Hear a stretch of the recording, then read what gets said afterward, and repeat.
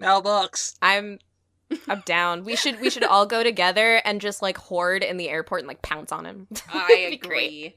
I totes agree. Mailbox. Oh my god. Yeah, let's pounce on him in a box. Let's keep him in a box. And then it's the Annie chat. Okay, all right. He's trying to yell a safe word. It's just not working. Everyone's ignoring it. きっと約束だよいつかまた同じ笑顔で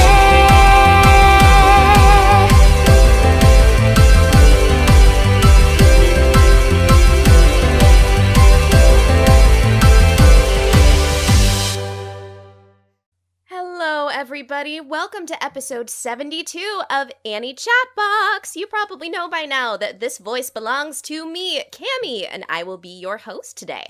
And if you want to get in touch with us, if you are brand new listeners or have listened to us before, check us out at our social links. There is twitter.com/theanniechatbox. Send us an email at anniechatmail@gmail.com. Listen to us on many platforms, including iTunes, Google Play, Stitcher, TuneIn, and SoundCloud. If you would like to donate to our Patreon, like my wonderful friend, Sarah CorpsyAnn Carroll, thanks again for your donations. Check out our Patreon at patreon.com/AnnieChatbox. So I was trying to come up with a really cool gimmick for the intro of this episode, and I'll be honest with you, I got lazy and I have nothing. So, over in, somewhere in the United States, in like the Pacific Northwest, but I'm not really sure where, there's a really nice guy who cooks food for me sometimes when I come visit. He gives me shoulder massages that make me feel nice and sleepy, and that is Craig. What's up, Internet? Thank you for the compliments there, Cammy. I appreciate it. He gets foot massages too. I do. That's true. That's true. Mm-hmm. That other voice of his that you've heard, she lets me sleep in her super comfy bed with her and gives me all the cuddles. That is Cassie. That's me. That's me over here. Over here living. Over here cuddling all night long. That's me. That's little me. And across the deep blue seas that I am way too lazy to ever get on a boat on and sail over to see is our beloved Jonathan Joestar. Hello. Hopefully I will be in a position to go to that con in America and actually meet everyone else in this chat box. The only person here that I have actually met in person so far has been Cassie. Yeah, we didn't get to spend too much time together. Next time I'm keeping you for myself. I'm putting a leash on you. You're not getting anywhere else. You're stuck with us the whole time. Oh, God. Oh my I'm God. not joking. We're gonna go pick him up from the airport, and I'm gonna have a leash in my hand. Mailbox. I'm down. We should all go together and just like hoard in the airport and like pounce on him. I Be great. agree. I totes agree. Mailbox. Oh my god. Yeah, let's pounce on him in a box. Let's keep him in a box. And then it's the Annie chat. Okay. All right. He's trying to yell a safe word. It's just not working. Everyone's ignoring it. It's in the Annie Mailbox. chat. Mailbox.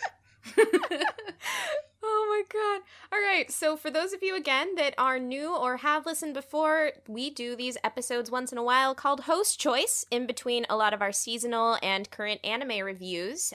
Each of us hosts rotates to choose a show that we would like to have the other host check out. They can be old, they can be new, whether they were just one that was our favorite or one we wanted to check out. Whatever the reason, we get to pick out a show. So that's why I'm hosting today, because it was my second round of Host Choice, and so stay tuned after our main topic for a review of the show Tanaka-kun is Always Listless. But before we get to that, we are going to do a main topic that I came up with this week. So it's called Curating Our Own Anime Museums. So long story short, I spent a bunch of time in DC this weekend with my parents who wanted to see all of the Smithsonians and the museums that were around DC. So we did a whole lot of walking and reading and just checking out exhibits. And I thought about, what if we had a dedicated anime museum? What sort of things would we as hosts like to put in there? Whether that's a giant statue of your favorite character or some sort of like cool VR like battle like system thing that you get to fight on. Museums honestly nowadays are really, really diverse. It's not just looking at art and looking at stories and reading. There are a lot of ways that you can utilize just learning about subjects. So I thought it'd be fun for us to see what we would like to do if there are any elements about anime that we would like to put on display. So we took the time to come up with a couple of examples. So I'll go first with one that I had that I thought would be pretty fun. So while there is a dedicated Studio Ghibli museum definitely in Japan, which I really, really, really want to go to, I thought it would be really cool to have an exhibit in a museum that is the history and mechanics of flight, but all through the eyes of Hayao Miyazaki and Studio Ghibli. Because if you have seen... Yeah, if you have seen Miyazaki's films, he really, really loves the aspect of flight and has tried to feature it very heavily in a lot of his films, particularly in The Wind Rises and Porco Rosso. There's also like Nausicaa's gliders as well, and there's some flight in Castle in the Sky. So I thought that would be really cool. You could have like Porco Rosso's red plane and the gliders and one of the planes from The Wind Rises, like, you know, the actual planes would be really cool to see. You could do maybe something... Also, Kiki's delivery service. Yes, you could have Kiki's broom! Most Ghibli movies have some sort of flying machine in it in some way or another. Yeah, you could like get the like internals of like how a lot of them work. Not only Kiki's broom actually, but also like the contraption that comes at the end of the movie that Tombo also helps make. Yeah, I was thinking, wasn't there something like a bike that had like propellers on it that he built? Yes. Oh my god. I thought that would be really fun. Yeah. What if this also, like, I don't know if I completely understood, so would it be like you would see each of those things as like a monument, or would it be kind of like when you go to like Universal and you can do like Experience California and you're like flying overhead and you can see everything? Ooh. Yeah. Like, cause well, that'd be my kinda dear cool. friend. ¿Por qué no los dos? Yeah, like that'd be cute. Why like not? you'd have like Why not both? yeah, you could have like little tiny like displays of like all the different Ghibli stuff, and then you could like pick it, like maybe push a button and be like, I want to experience flight from Kiki's broom, and then you're like in a little chair and you're oh, that'd be so cool. You could totally have all of them as well. I think definitely having that interactive piece would be really good, like you said, because I mean, it's taking flight in that experience. Like, you experience it visually, but then having the interactive sort of thing would probably attract a lot of people. I do think also having some of the models of them would be cool, and something like maybe like really cool like touch and explore maps of like all of the worlds too, and like where the flight patterns were and stuff. Yeah, you could just do a lot there. I think that'd be something that would be really fun. I like it. This might be an odd one, but I'm just here like, what would it be like to ride in one of those giant bugged-winged airships that they have? That he Oh my god. tends to, like, a lot of his movies have had, like, these giant airships that fly with, like, giant bug wings. I don't know how else to describe them. Mm-hmm. Yeah. A lot of the flying devices have bug wings, thinking about it. So that could be really fun. But I'm curious, did you guys have any ideas? Does anybody else want to go first? I want to hear you, Cass. I have one. Though it's not an actual exhibit. It would be like, okay, so you know how all museums, and basically all places you go to, typically have like a little gift shop? Yeah. Mm-hmm. I think it would be cool to have a like jewelry store-ish gift shop where people can buy like anime engagement rings and propose at the museum. Aww. And it becomes Aww. like this big like thing for weebs to get proposed to at this museum. Oh. Because Oh you my can like, wouldn't that be cute? And you could like call in advance and like have special like golden or silver rings made. So you could have like the Utena rings made, or you could have like I don't know, like one that looks like a little Pokeball. I've seen those around, or like Legends of Zelda things. They could have one of those like digital screen backdrops too, so you could like have backdrop. So let's say you do Utena, you could have like a backdrop to do the proposal shot, and then there's like the rose petals in the background or something. Some like, sort of scenery to match the ring that you've chosen. Because that's so precious. It's like, instead of somebody proposing to you in front of the castle at Disneyland, they propose you into this weeby fucking museum. Like, Yes. I want that. Yeah. This probably speaks like, oh, bloody typical John. But the thought that instantly came to mind was Kirito and Asuna's rings, and in Yeah. front of the scenery of the cottage. And You could get that made, yeah. I love Or like that. a symbol or something, and they'd be like, it would be something you'd have to like order beforehand, of course.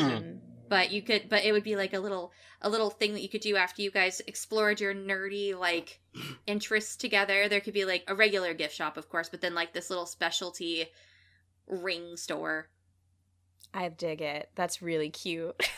I love that. hey, honey, do you want to go have a look in this ring store? By the way, gets down on one knee, the background changes.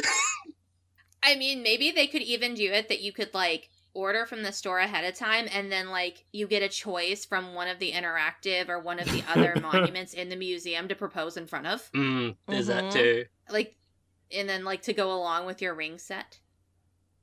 I love it. I love it. Quick, like bullet point question here. So, if you could have like one highlighted, like, I don't know, 10-foot tall, like gold statue of one of your favorite characters, who's it gonna be right now? Asuka. Ooh, nice. Just from a pure popularity standpoint, I just want to have a giant Goku statue or an All Might statue. Kind of leaning towards All Might, to be quite honest. An All Might would be so cool. Just buff All Might, just grinning. I want my Asuka one to be right next to him, glaring. Just an evil glare.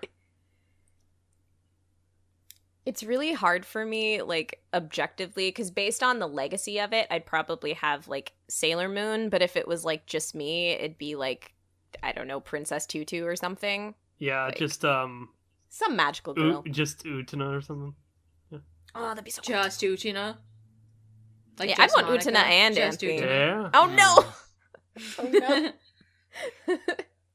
Utena slowly comes up on the screen. Just Anthe makes way more sense in that. Just in that Anthe context. makes a lot of sense. Oh, no. Can there be a gold statue of Akio in his car? No! Just him on the hood of his car? No, not in my museum. Maybe yours, Craig, but not in my museum. He's banished. This is a cumulative effort, Cammy. This is all going. Let's say this is all going in the same museum. We're building this museum together. It's gonna be an imbalanced ass museum, but let's do it. I just know that Cammy would have that roped off, said, "This is Craig's idea." Yeah. Just rope tape and just be like, don't go back there. No. It's like that little thing that you get at the beginning of some anime or shows sometimes where it's just like, all of the work here is fictitious. It is not related to any persons in or out of blah, blah, blah, blah, blah, blah. Yeah, so in this does case, that. there'd just be like this little note or sign before you go in that says, not all hosts agreed in the making of this project. It does not support the views of all hosts. Oh, yes. Oh, my God. That's beautiful. That is beautiful. John, statue. Who would you put? You got to do it. Right now. Just first name that comes to mind. I actually had two different thoughts, much in the similar vein of, like, from an outside perspective, like the legacy behind it and everything. The first one that came to mind was actually Sakura from Sakura. Oh, that'd be so good.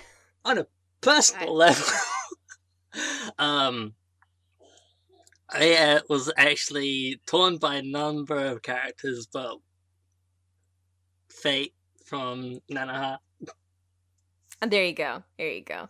It's okay. We talked about how it could be best boy, best girl. So that works perfectly. So, Craig, that means best boy, best girl. No Akio in our museum. You can't be best boy? Oh my God. What if we had oh my God, you know how there's like banned books and stuff? And I geek out about this because I want to be a librarian, but some libraries do a big display and exhibit thing around banned books around a certain time of year. So what if we had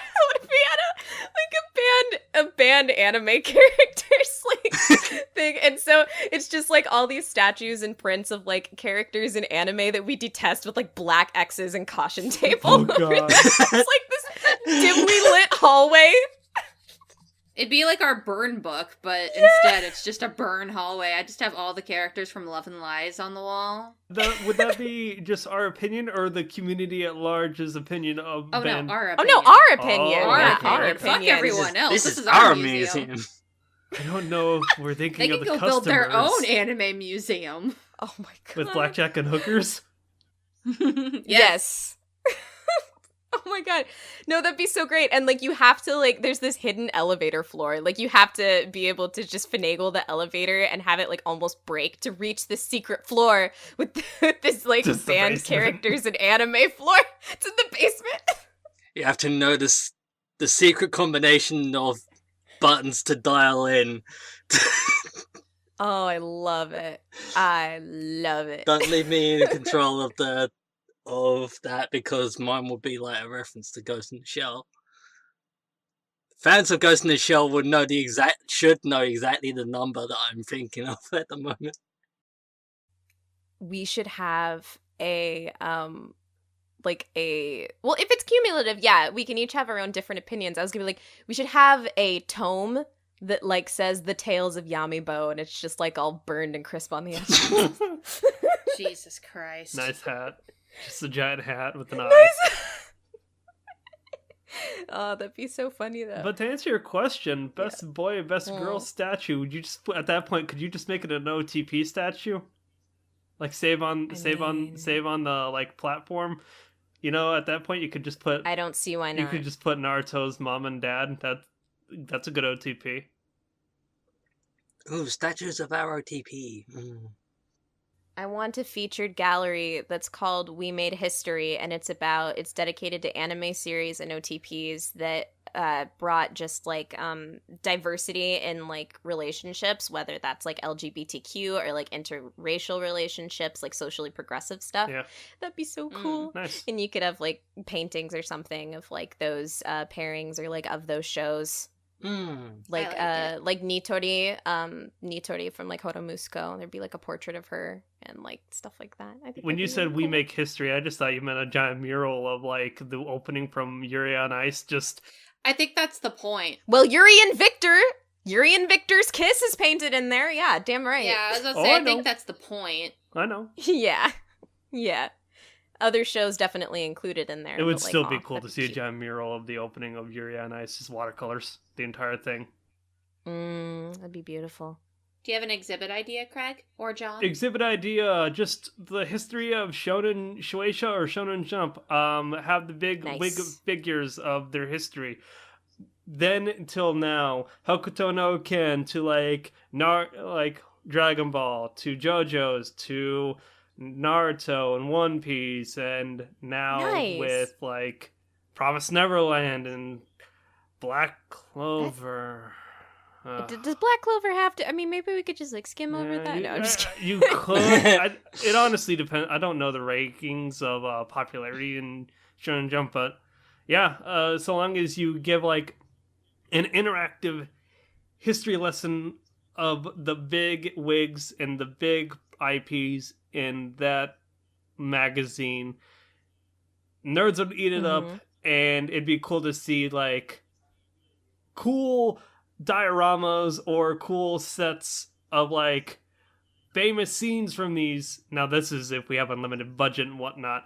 Like you could have models of the pose from JoJo's Part 2, or you have like Gohan going Super Saiyan 2 against Cell for the first time, or Naruto Nice. like obtaining Sage form for the first time, etc., etc. Nice. Would you have like a VR battlefield where you could like participate in famous shonen fights? You could. I don't know how you would really get that to work. I guess you could have a VR segment where you could take the two, like say if you have an Oculus or a PlayStation VR, you could take the two controllers and you yourself could be Goku or something, and you could just Rock'em Sock'em Robot your opponent. Yeah, And you could that'd be make kinda cute. make the Kamehameha wave if you put the two controllers together, pull them back, and then push them forward in front of you. Then it would make the Kamehameha wave using key blasts. I like it. I like it. What about you, John? My initial thought for a museum thing with mine, it actually exists in Japan, Gundam Museum or Gunpla Museum. But then, as everyone was talking and I was thinking about it, one thought, I've actually had two different thoughts now. One thought I had was fictional games in anime. Ooh. So you've got like obvious ones like Sword Art Online and also The World from the Hack, but you also got all the games that they made in New Game. And now I'm completely blanking. I know there's been others, and I'm just like, yeah, there's been loads of games like these three.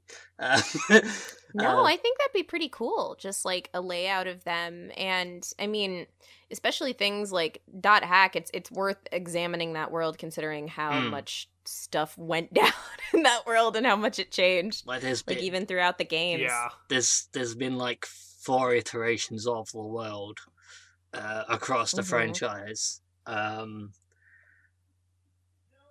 And like it'll be interesting to see like this is like 1.0, this is 1.5, this is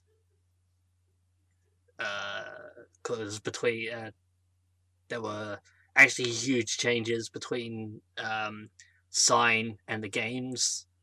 They specifically said because there was an issue of player killing, they took the feature out. They disabled player PvP in the game. But yeah, but another idea that I had for an exhibit was iconic poses from different animes. Because you've got, there's like some moments, there's like, okay, this was only on screen for like 3 seconds, but it is ingrained in anime history. Like, Gunbuster standing there with its arms crossed. It is only on screen, not even for 5 seconds like that, but it is such an iconic pose. That's that classic Gainax that influenced Gurren Lagann. It's even in Space Patrol Luluko, etc.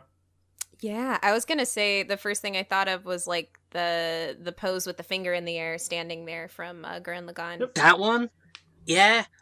You've got the clip of Kaneda on his bike sliding sideways, staring at the camera. Yeah. That has been parodied time and time and time again in media all over the world now.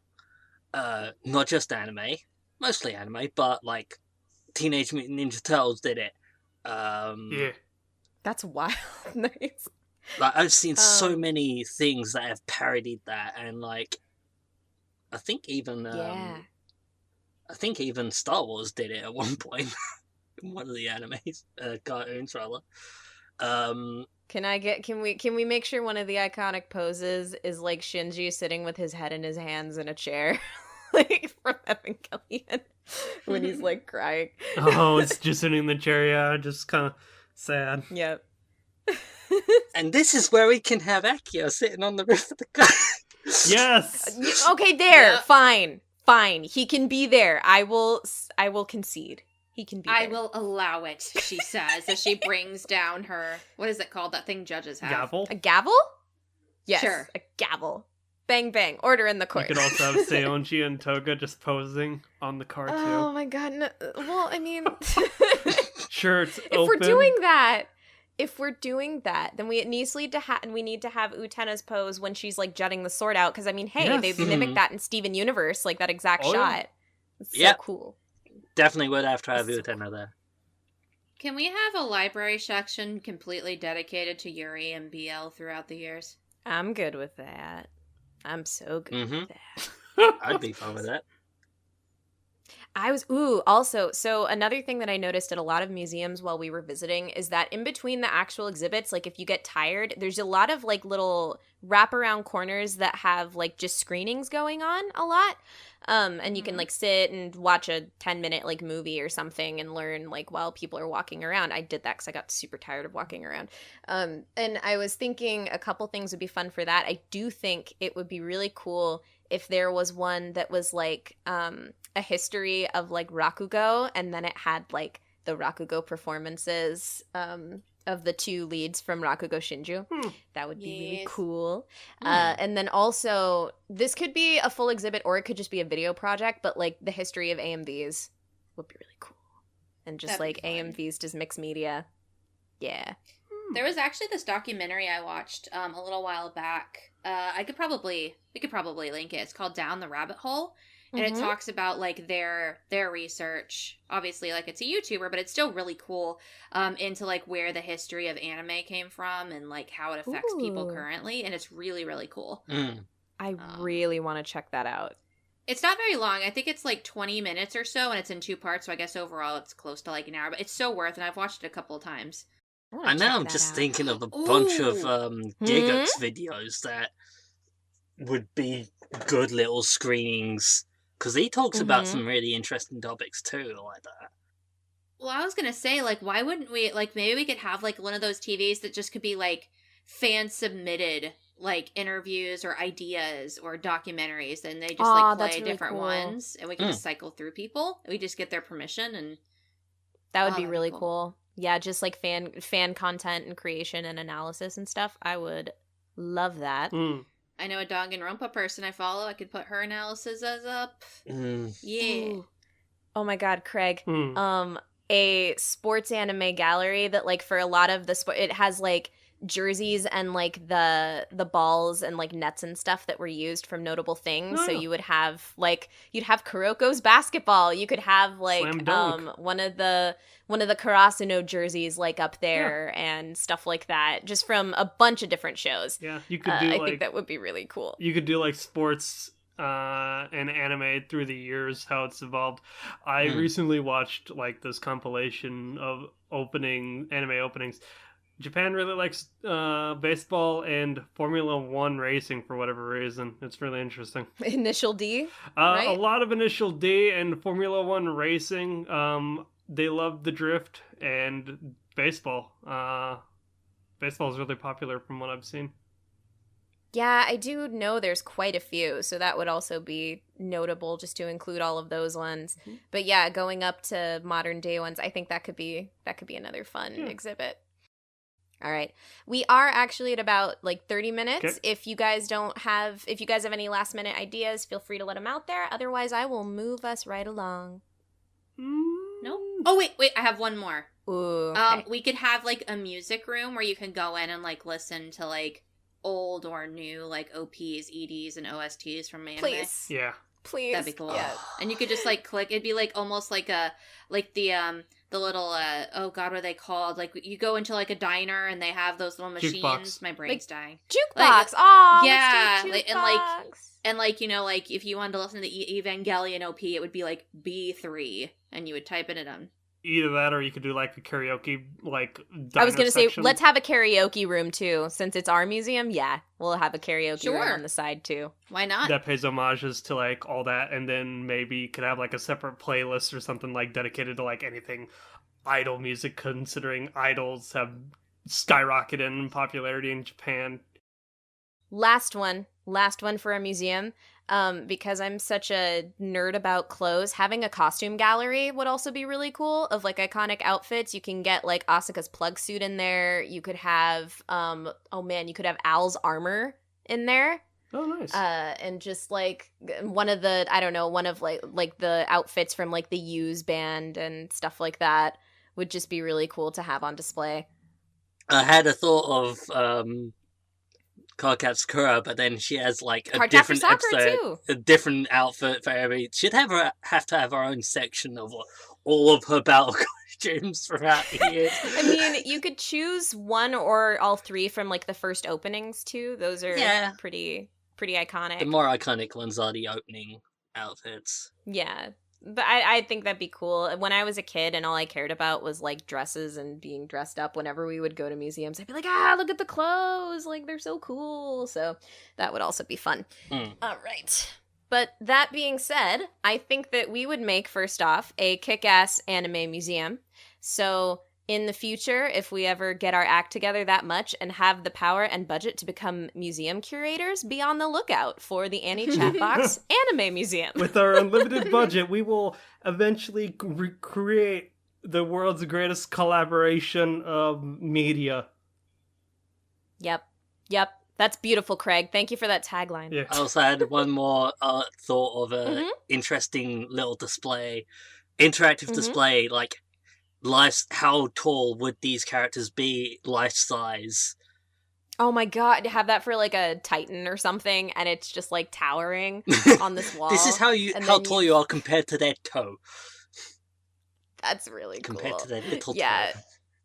I would love that. It could just be a wall too, with like the marks in there and stuff, like just this giant like wall, and you could measure like how close you are to something. That'd be so cool. I really like that one too.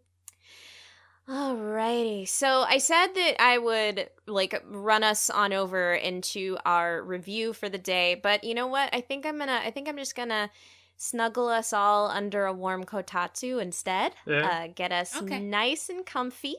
To snuggle up to talk about a show that I picked for my host choice again, called Tanaka-kun is Always Listless, or in Japanese, Tanaka-kun wa Itsumo Kedaruge. And Tanaka-kun is done by Studio Silverlink, and Silverlink had also worked on Kokoro Connect, Non Non Biori, and Watamote, to name a few shows. And the synopsis... Real quick, fun fact, the director actually of this show directed Kokoro Connect. Look at you coming in and being more educated on my host pick than I am. As soon as I finished it, I actually was curious about the studio because it reminded me of a Brain Space production. Like the way the characters looked and like the art came off as. So I looked into it, and then I found the director and the screenwriter, the main scriptwriter for the show, worked on the Tales of the Abyss anime adaptation. So there you go. That's really cool, Craig. Yeah. Thank you. Mm-hmm. Yeah, I had no idea, especially because those shows are so different. Because Kokoro Connect has a lot of drama behind it. Yeah. And this show, for example, is about, for high school student Tanaka, the act of being listless is a way of life. Known for his inattentiveness and ability to fall asleep anywhere, Tanaka prays that each day will be as uneventful as the last, seeking to preserve his lazy lifestyle however he can by avoiding situations that require him to exert himself. Along with his dependable friend Ota, who helps him with tasks he is unable to accomplish, the lethargic teenager constantly deals with events that prevent him from experiencing the quiet, peaceful days that he longs for. Dun, Okay, dun, so... dun. Yep. A little bit of background. This show came out the same season that a show called Haven't You Heard I'm Sakamoto came out. And I decided to check the first episode of each of them out. They both had the formula of said lead male character has this quality. So pretty much Tanaka-kun is about a sleepy kid. And Sakamoto was about this just amazing guy that's like good at everything. And I watched both of them. And then actually, I think I wasn't gonna stick with either of them, but someone told me to keep watching Tanaka-kun, and I ended up really loving it the season that it came out. It was a really hot summer, and just watching it every week was something that I really, really enjoyed. And I have not actually heard a lot of reviews for this anime, though I listen to a lot of anime podcasts and always hope for them. I have not encountered any reviews myself. So I was really excited to be able to choose this as my host pick and have everybody join me on this show, and maybe we could just give our thoughts about it. So thank you guys for doing this. And I wonder if you guys will agree with me if I say that as far as story goes, this is just slice of life. This is just a bona fide slice of life show. It's about characters and what they do in their daily lives. Yep. Yeah, there isn't even really much to talk about in regards to story, and other than to say there really isn't one. Yeah, they go to school. They go and hang out after school, and that's about their lives with their families. There's their families too, that's true. The bulk of it, I guess, that it can be mentioned as far as in story section is that this show does typically fall as a comedy, and the way that it basically expresses itself as a comedy is something that can potentially be talked about, because a lot of comedy shows have different styles. Like Daily Lives of High School Boys is also a slice of life and a comedy, but I think that tonally it's very different from like Tanaka-kun, for example. Yeah, this is no Pop Team Epic. Nope. Not either. Yeah, it's a very simple narrative. I think that the show, as far as story, is very character driven. And it's grounded enough. I think that the type of comedy it has is one that I like. Sometimes I like a bit more muted comedy that tends to not be as much like crazy slapstick, but sometimes it's just like clever things that like happen or the things that characters say, and their interactions, which I think is what this sort of comedy in this show is. And that might not be for everybody. That's another point to bring up. I don't know if you guys enjoyed it, or it was a type of comedy that really wasn't really at your speed. I did really enjoy this. I was actually surprised by how much I did enjoy this series. There's a couple of characters that do have a surprising amount of character development for a comedy series that, for the most part, can be watched in pretty much whatever order you want to watch the episodes at all.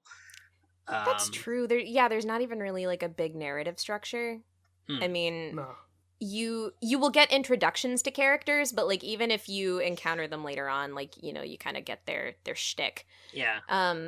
But I know that Cassie, this is something that you said Dom said, but I know that he mentioned that the show made him like feel sleepy, right?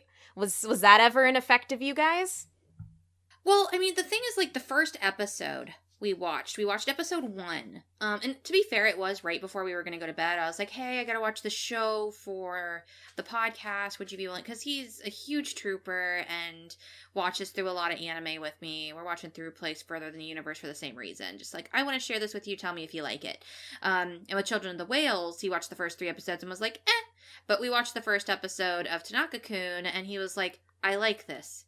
But it makes me sleepy. Can we only watch it at bedtime? And I'm like, yeah, sure. But then, like, as we got further on, though, that went away. I think that, and this is something that I'll probably talk about in characters, about my personal feelings on Tanaka himself. But the first couple episodes are very sleepy. They just are. Yeah. But weirdly enough, I think it goes with what little narrative there is. And I'll talk about that a little more in characters, but...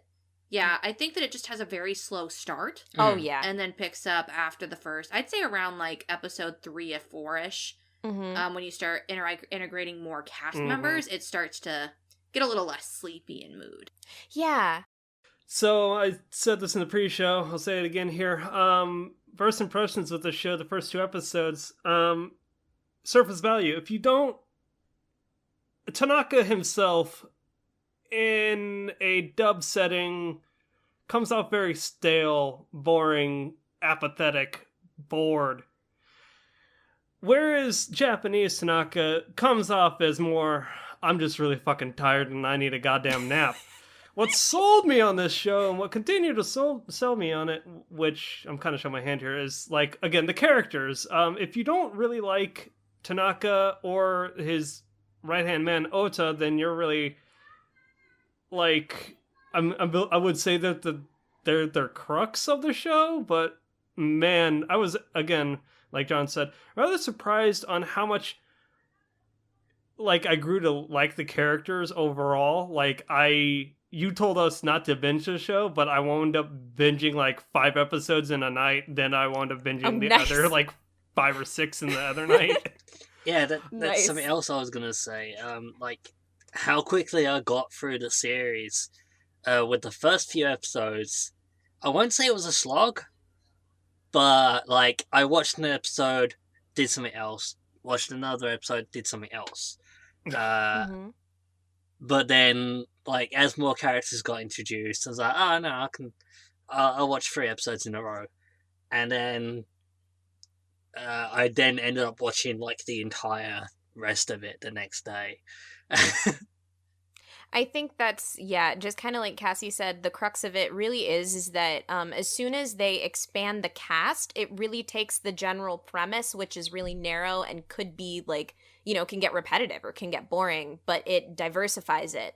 And, again, I think that the comedy is really mostly through character interaction, so that made it pretty strong. I mean, even I'd say, like, the first couple episodes, I was pretty lukewarm on the show, but then around, like, episode 3, I started to get sold, and like you guys said, like, by the end, I mean, my general thing is just that, like, I fell really in love with the cast and the world, and I was just like, aw, I have to say goodbye to these characters. Like, I really like them. So, that being said, do you guys want to slide on into character discussion? I would love to. I think that'd be the best place to go. Yeah, I think that's probably, like, for the bulk of discussion. So, round robin, I'll go last. Who was your favorite character in the show? There is no wrong answer here. All the characters are good. I like that.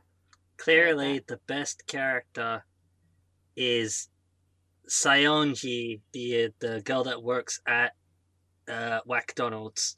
Is that her name? She has an unfortunate last name. I was like, are you trying to troll her right now by saying Sayonji from Utena? No, I've actually got the My Anime List page up, and I was like, wait, she actually has a name. It's Sayonji. I was just gonna call her McDonald's-chan, but McDonald's-chan. No, it's Sayonji. I like McDonald's-chan. That's a nice one. I would agree with you, though. She's fabulous. I actually really liked Shiraishi as well, but she was my favorite. I love Shiraishi. For me, my favorite character is Ota. Never before have I met a character that made me think of myself in anime form with just longer hair. Or more, well, okay, he's got long hair and he's kind of has a scary disposition despite being a total fucking sweetheart. But it's just like, man, this guy is bewildered. And that's the thing that really got me in the first 2 episodes. I'm like, Oda, why the fuck do you give a shit about Tanaka-kun's, like, fucking sleep patterns? And then it continued throughout all 12 episodes. He was just, like, in awe about how little Tanaka wanted to put forth energy, how he wanted to save, and he just strong arms him, literally picks up a guy with one arm and carries him from point A to point B because Tanaka doesn't have the energy to do shit. And he's just like, I'm gonna do this for you because I can't trust that you'll get to your dentist appointment if I don't fucking carry you downtown. Oh, I love the bit in a later episode where it was like, I might not be able to carry Tanaka-kun around anymore. Yes! Do you mind if I carry you? Because I got an empty space. Yeah, he has Echan because he has like a vacant shoulder. Oh my god. I love Ota. I think though, Craig, also that everybody in the cast, like there was one character that I didn't like, and Cassie and I feel the same, and we can bring it up. But everybody else I loved. My favorite, of course, and I'm sure you guys saw this coming from a mile away, was Miyano. Because she's adorable and like way too overzealous to like the point of being annoying, and I see a lot of myself in her. It's funny because she didn't come off as annoying to me. She just seemed like she's genuinely like genuine and earnest, and she's just so passionate about wanting to like do her best, and when she gets frustrated, you actually feel for her a little bit. I'll do my best at being listless. I don't think Kimi meant annoying in like an aspect that she's an annoying character. I think it's that she sometimes can come off as like, if you met this kind of person in real life, like, I mean, and there's like, I saw like a little OVA thing, and I'll have to send it later, but it's like a situation where it's just like, they asked Tanaka why he didn't ever text her back, and he's like, texting her is exhausting. And it just shows like, And it just shows that it's not because he's Tanaka and he just doesn't want to text her back. It's because she literally wrote him like a paragraph, 15 pages in her one text message. Like, she's very. But the thing I like about Miyano is that she also has, you know, this very smart side to her that she doesn't show very often. Like when it comes to like Echan's feelings, or especially Shirai-san. Like she totally gets. Like, I'm not gonna say what she gets, but she's the only person in the cast that understands one of Shirai's, gosh, she has a hard name. Shirai's, like, gimmicks, I guess you could put it. Yeah. Like her feelings towards specific characters. She's like, I'm gonna support you. She's so good. Yeah, she's just very subtly, like, she's and like, then I think there's even the moment in the end of one of the episodes in Shirai, she's like, what? She knows? And she, like, turns to her, and she's just, like, so surprised. And she's just like, Shisho! Like, massive! Like, Shisho! Oh, God. Echan, let me just say, I thought, like, was very actually, I wasn't even off put by her. I thought she was cute from, like, her introduction. I love Echan. She's good. And she's she's good. Very cute, despite being, and the constant question, why is she considered a bully? Why does she want to be a bully when she's actually such a sweetheart? Yeah, I was gonna say, she tries to put on an act. She definitely tries. I think the question is, why is she a bully? It was, why is she a delinquent? That's it, thank you. Is the question that kept being asked. That's true. And that's part of her thing, without spoiling too much of her comedy, but yeah, it's her shtick. I do feel, and that's a kind of a thing. All of the, at least the characters within the main cast, like, have their quirk or have their shtick. Like, they're, you know, it technically, it's not just Tanaka that, like, has the random quirk. It's just that, like, the show is centered around him and all the people around him. But all of the, like, supporting characters or his friends get a lot of good development, which I think is what makes them, like, that the cast is endearing, you know? Yeah. There's one character that I think everybody can favorite, but for the most part, the whole cast is, like, very, very endearing and good. And I love them. Without saying too much, yeah, do you think I can just say the character that we don't like, Cassie? Yeah, I think we can get. I think if we don't go too much into it, then we can talk about it. Yeah, we didn't like her. We didn't like Tanaka's sister. Oh man, I didn't like her either. Yeah. I mean, I thought she was okay, but she definitely wasn't like, I love her. Everyone else, I'm like, I love this character. They're so great. Yeah. And then she was just kind of there. I have a problem with bullies, and I feel like she's a bully. Yeah, very similar too. Very and possessive. it's the character, and she bullies such a lovable character, and that's also what makes it frustrating to me. I'm like, don't bully this character. I think also for me, I just hate when that's the joke. Yeah. Like, because that's the point. Like, it's the joke. The joke is when she sees this character, she's really mean and possessive of her brother. And I don't like that. Not at all. That's not a funny joke to me. That doesn't hit. Yeah. At least they never noticed and never realized that they never got their feelings hurt. And to be fair, I think that they didn't show her a lot more than necessary. Like, she kind of had her introduction, and then she kind of, for the most part, is, like, very sidelined, which I was glad for. And they spent more time on the characters that I really, really did enjoy. I wanted to see more of Saya. Yeah, me too. I think, to my knowledge, this is based off a webcomic or manga. It is 9 volumes. I want all of it. But yeah, anyway. There were just some really notable, like, character interactions, too. I know that this is just me, like, Fujo baiting, but, like, I love Tanaka and Ota's relationship a lot. And I like how the show, like, I like how the show mocks it. Like, there's the one joke where someone's like, hey, Ota, does Tanaka have anyone that he likes? And he's, like, thinking back to Tanaka saying, like, oh man, I can't live without you, Ota. Like, I need you and stuff. And then he's like, is it me? Is it me? Is that who he likes? Like, I died. I mean, and then, like, there's all those, like, little jokes that Tanaka himself makes, too. I almost don't even think it's Fujo baiting. I think they genuinely want you to make that joke in your head. Or that connection in your head.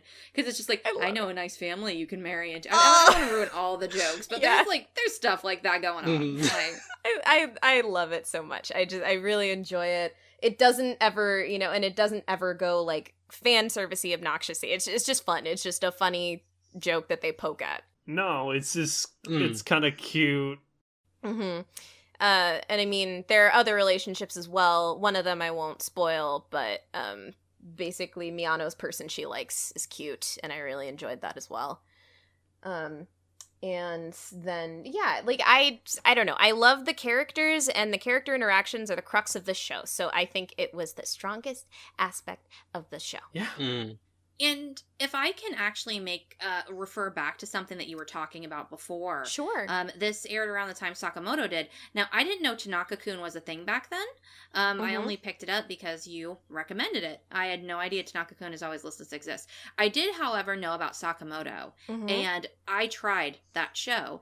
And I think the problem with Sakamoto for me, now granted I did only get through the first few episodes, is that it's all about this main dude. Sakamoto, and I didn't find his trait funny. I like, the first time I was like, oh, this is kind of funny, but then like it just kept getting repetitive, and then I just kind of got bored and I stopped watching it. Whereas with this show, because everybody has their own quirk, and because they all have these like personality traits that revolve around Tanaka, and sometimes he's not even on screen. The focus does shift away from Tanaka to these other characters. While he's still central to it, it's not like pretending, oh, he's the only one that matters. Yeah, so if you don't connect with Tanaka or don't like him, then that's fine, because you have 16 other people that you can like. I'm joking. That's more like 5. But like, there's so many other people that you can enjoy their little quirks, and those quirks interacting with other quirks. And I think that that's essential to a good comedy, or at least a slice of life comedy. Yeah, I'd agree completely. I, like, for me, myself, and probably, again, the way that they tempered it, like, I feel like, you know, like you said, if you went into the show and it was just Tanaka all the time, it would get old so quickly. Yeah. But I did like his character, too. Like, seeing him interact with other people, like, pushed him to say and, like, experience things. So, thankfully, his gimmick, like, again, the show kept it fresh with, like, the cast. And I enjoyed it. Definitely more than Sakamoto. The key thing of what you said, why you liked it, is him interacting with the others. If it was just Sleepy Boy Sleepy, it was like... Sleeping all the time, yeah. That really the entire series? Okay. Yeah, it's but like, no, could this self? Sleepy Boy Sleepy, but there's other people preventing him from sleeping. Well, also, that's another thing that I really liked about this show, and I don't want to go too much into it because it might borderline on spoiler territory, as much as you can spoil something like this, but, like, there is character development in Kanaka's character. It's just very small, but there is an episode in particular where he has to be on his own for a little bit, and he points out, like, this is the perfect time for me to be who I am, but being listless by myself is just not as good. Yeah. Like... And I think that Tanaka at the beginning of the series probably wouldn't have cared. Yeah. I think that it's because he's being forced to have all these interactions and relationships.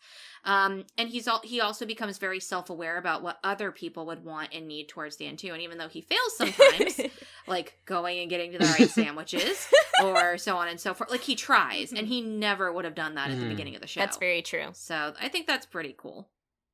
You never realize how much people impact your life until you are forced to do something solo, and then you're like, takes a village. That sort of mentality.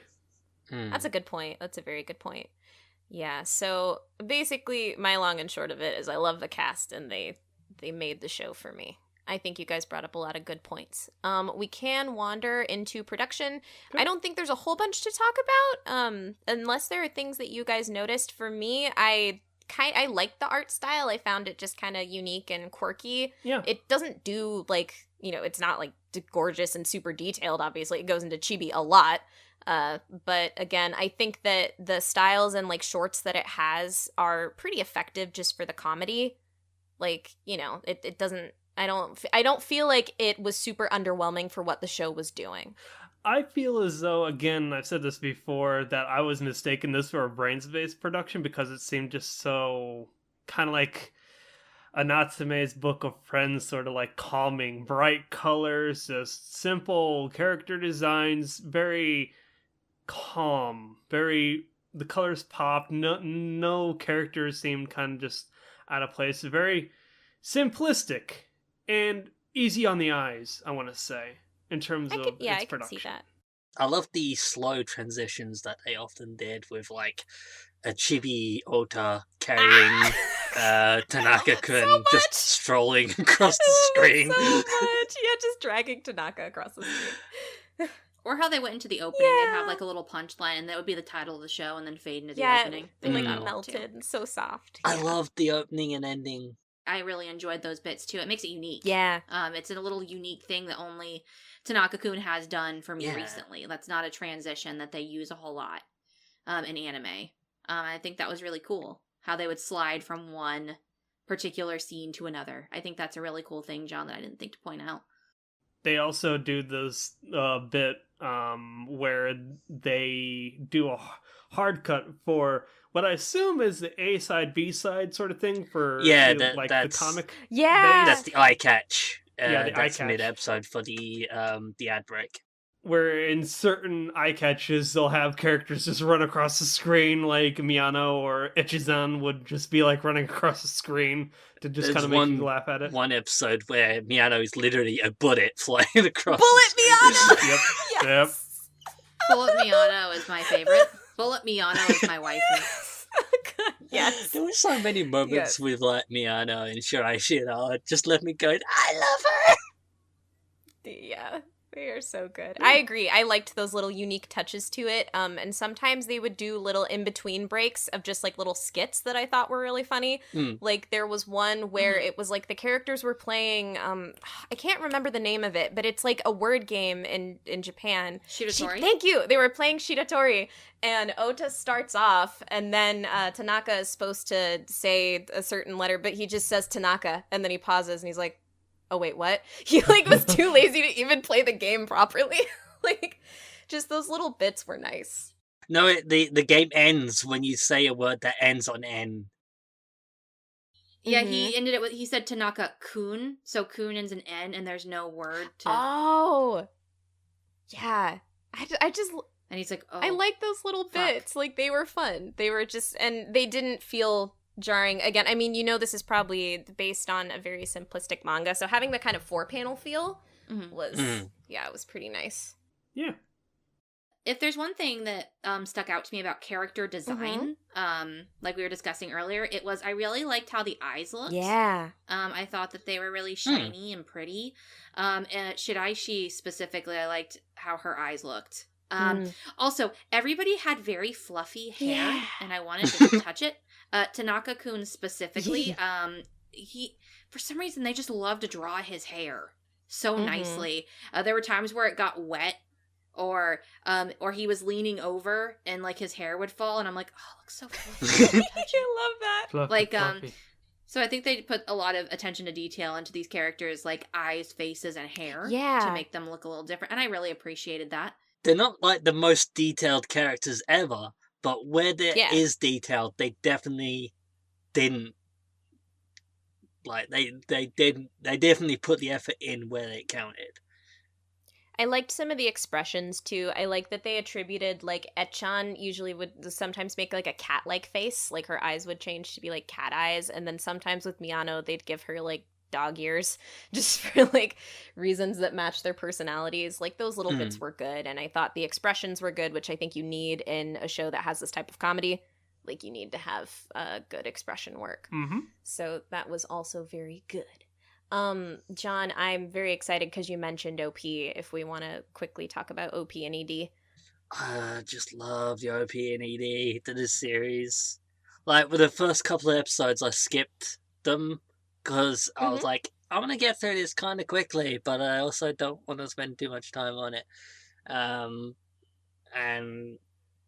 so I skipped the OP and ED. Like, I watched them the first episode, but then I skipped them for a couple episodes. And then, like, towards the end, I was just, no, I'm just going to let the whole thing play out because I really enjoy listening to it. I even looked up the lyrics to both of them.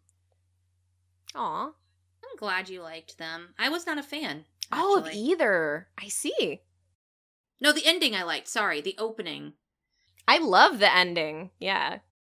The ending I really like. There's even this little part at the beginning of the end of like the first line of lyrics, and Dominic went to pause it, and I'm like, no, wait, let this part play. Nice. Okay, now you're good. Nice. But no, the Yeah. opening, I didn't like. I didn't like the opening at all. I found it kind of boring, and I was kind of upset with that's the ending. Yeah, they played the full opening. That they played the full whole opening. in the last yes. episode, and I'm like, okay. Like Yeah, nothing I mean, really happened. but I'm They glad just kind of you made it enjoyed like an it. extended cut of the opening. Yeah. Yeah. But yeah, I mean, I loved the ED a whole lot. That's even the graphics, yeah. but the opening I didn't like at all. I thought the graphics were very like boring and slow moving, and like the last shot of the opening is literally a long away, like, we're cutting our budget here moment. Yeah. And the song to me was really boring too. So I was like, this is where they got lazy. Yeah. I totally get that. I don't hate the ending the opening, but I do think that for me the ending I enjoyed a lot more. Not to mention the fact that in the ending they do that thing that I love where they'll like play it into the exit of the episode. That's like that's one of my huge favorite things, and I just like all the colors and the zany pop music. But yeah, like I think the opening is like, it serves for the tone of the show, but it's nothing particularly exciting. And the ending also serves for the show and is good. For the soundtrack as a whole, again, kind of like the animation, but maybe a little more muted. Like, I think it was serviceable for what it was doing. Very much so.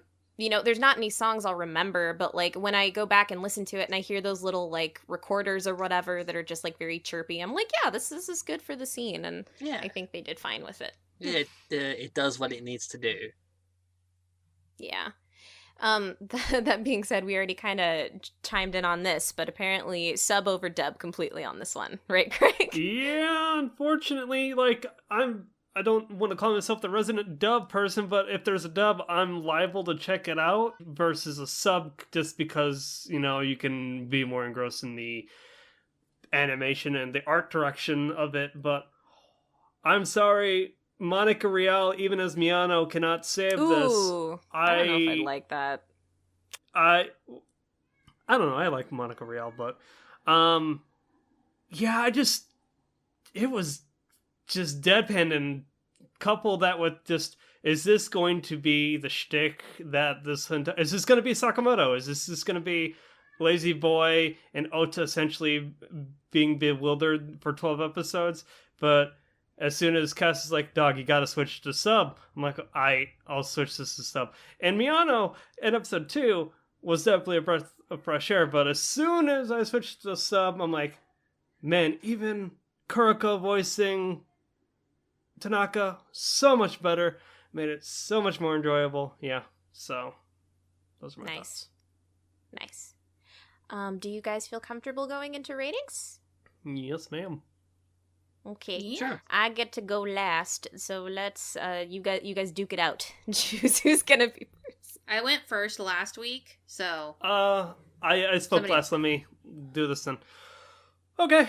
I said it again. I'll say it here now. Tanaka-kun was a surprise. Started out pretty slow. My experience with the dub over the sub was not very good. Sorry, Sentai Filmworks. I don't know. It's surprising how much I like these characters. They grew on me. Some characters actually have development. I wouldn't say they have full story arcs for these characters, but they definitely do grow as people in their daily lives. A character we all don't really care for, except for John. John was with her.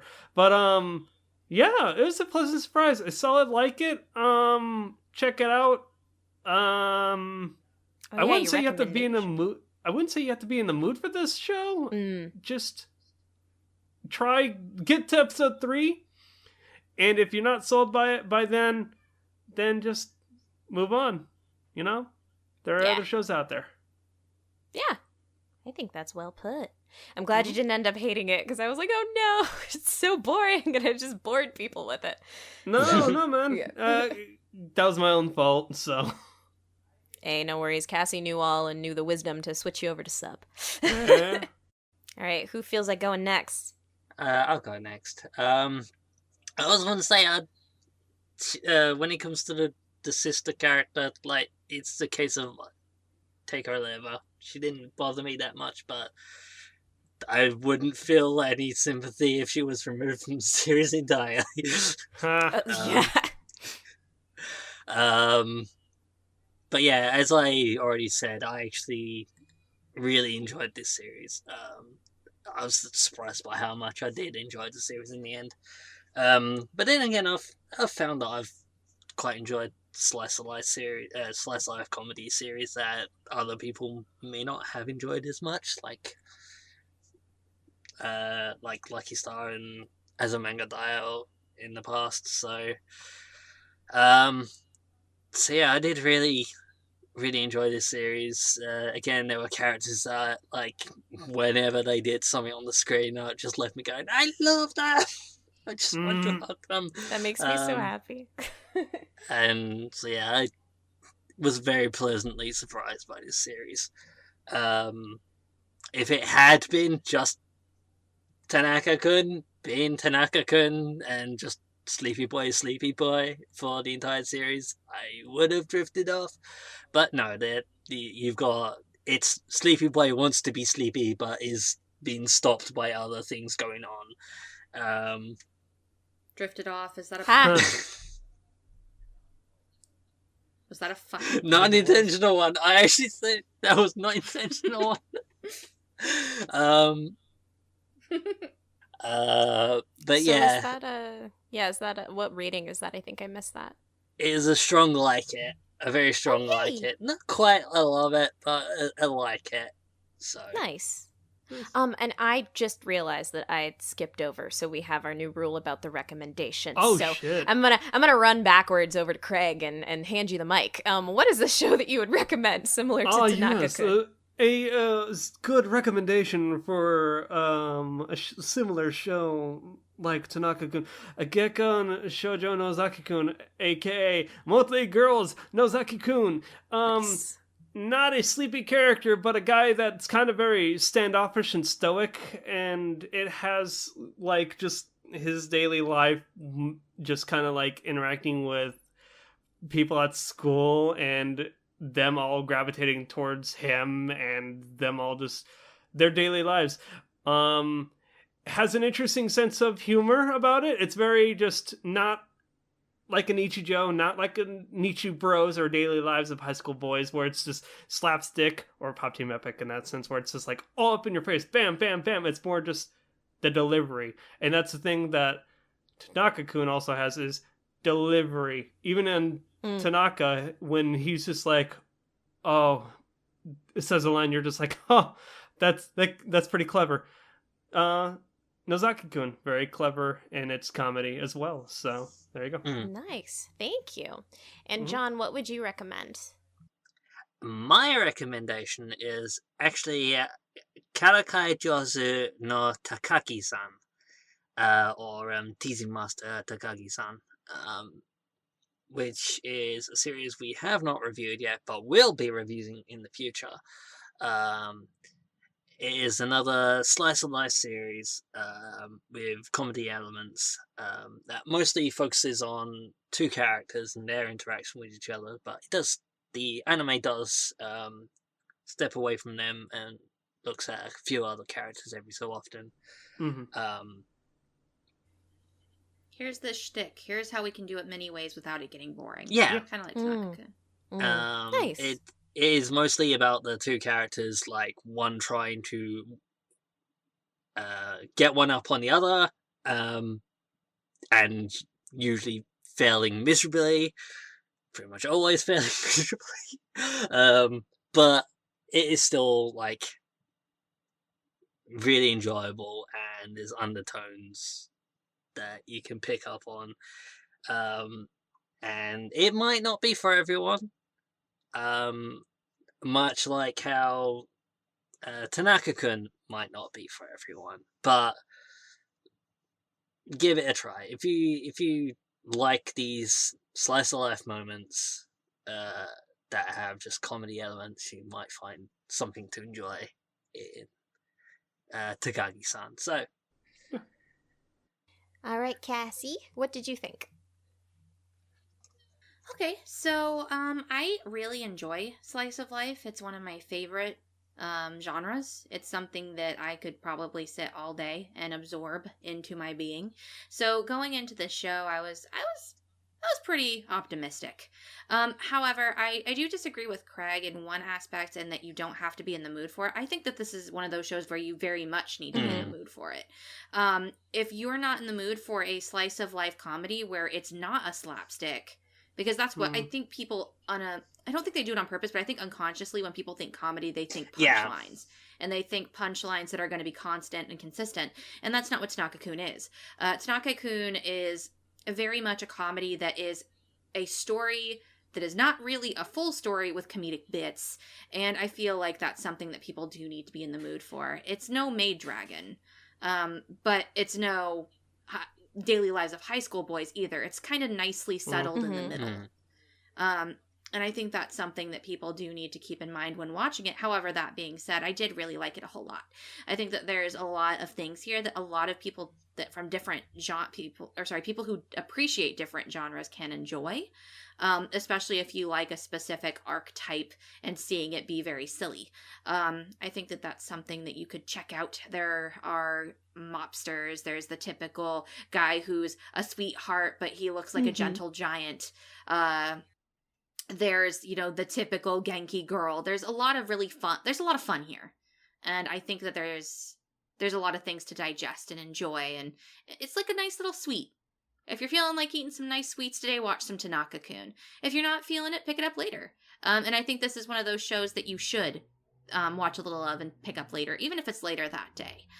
So I give it a high like it and a high recommendation that if you like slice of life, to definitely give it a try. It's one of the better ones I've seen in a while.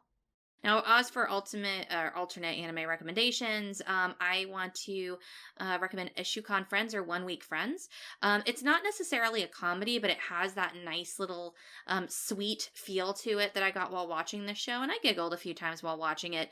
It's more on the dramatic side and deals with some more serious issues such as bullying and what it is to be a friend and getting over, I don't want to call it a disability, but something that's hindering your ability to interact in society as somebody else would. And I think that that's very important and cool, and people should definitely check it out. It's also got very similar character designs. Yeah. Very light, fluffily drawn. So if you like this show, I think that you might enjoy giving 1 Week Friends a try. Awesome. That all makes me so happy. Okay, so I'm really, really glad that you guys enjoyed this show. This one, for me, what's actually funny? I was thinking about it. I was thinking about how much I enjoyed Yuru Camp a couple seasons ago, and the main element, not elephant, the main element that I enjoyed about Yuru Camp was how comfortable it was. And I think that on retrospect, Tanaka-kun gave me a lot of comfiness before I really attributed that as an aspect to anime. And in that sense, it's really just that I got so comfortable being a part of like this world and these characters. I got really endeared to them. Definitely, like Craig and John said, like as it went on, it was just like I got really, really like attracted or like close to them and just loved the cast and looked really forward to catching an episode each week when I watched this show. I think that this is a slice of life and a comedy, but it has a lot of heart. And to me, I think that's what kind of propels it forward a bit more for me than some other slice of life that are out there. I think that's something that makes it very notable. It's very sweet and like well-hearted, like good intent, which is just really nice.